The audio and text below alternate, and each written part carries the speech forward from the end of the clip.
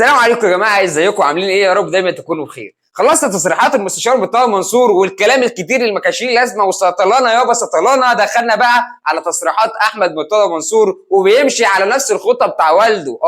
لا ابن الوز عوام بالفعل.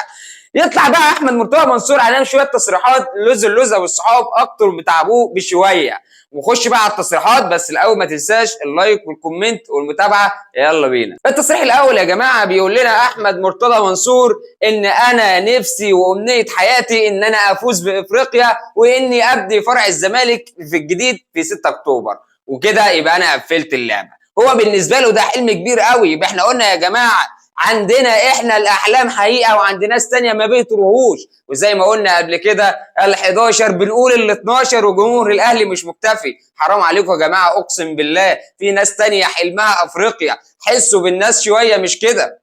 هوبا بقى بالتصريح التاني واللي مثير الجدل بصراحه. انا مش عارف ازاي طلع منك يا احمد يا مرتضى. يعني انت بتقول لي دلوقتي انا لو معايا ميزانيه المنافس بتاعي اللي هي تقارب المليار جنيه كل سنه، انا كنت هاخد افريقيا وهصعد كاس العالم وهاخد كاس العالم للانديه كمان. انا عايز اقول لك بس يا استاذ احمد مرتضى ان انت حضرتك جاي بلعيبه او كام صفقه السنه اللي فاتت فيما يقارب المليار جنيه فعلا. يعني انت بالفعل صرفت حوالي مليار جنيه على الصفقات. اذا ميزانيه الزمالك كان فيها مبلغ، بس احنا عارفين طبعا المبالغ دي راحت فين بعد الصفقات الفشنك اللي انتوا عملتوها، وبعد كمان ما توزعت الحصه على الناس والاعضاء اللي بيطاطوا الروس وبيهزوا مش اكتر.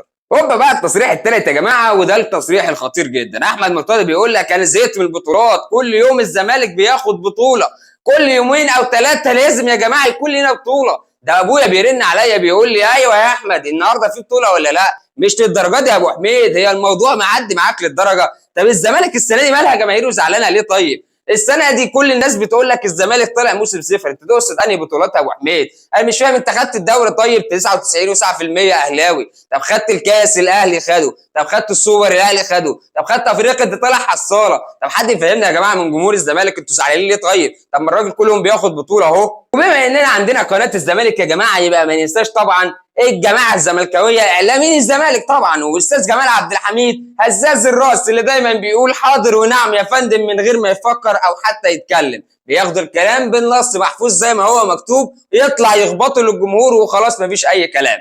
جمال عبد الحميد طالع يقول لك يا جماعه انا بحذر. خد بالك اسلوب التحذير ده جامد قوي علينا يا استاذ جمال. انا بقول لك اهو، يقول لك انا بحذر لعيبه الاهلي وجماهير الاهلي في ماتش القمه اي حد يغني اغنيه سطلانه هتحصل مشكله وازمه كبيره قوي اكبر من ازمه كهرباء. انا عايز اقول لك بالنسبه لجماهير الاهلي احنا ما عندناش ازمات اصلا يا صديقي، وبالنسبه لنا ازمه كهرباء دي ما كانتش ازمه، احنا عارفين ان الموضوع خلصان من قبل ما يبدا. بس انا عايز اقول لك على حاجه، سطلانه سطلانه. وفي الاخير يا صديقي ما تنساش بقى اللايك والكومنت، ما تنساش المتابعه والاشتراك. اشوفك على خير وفيديو جديد. سلام عليكم.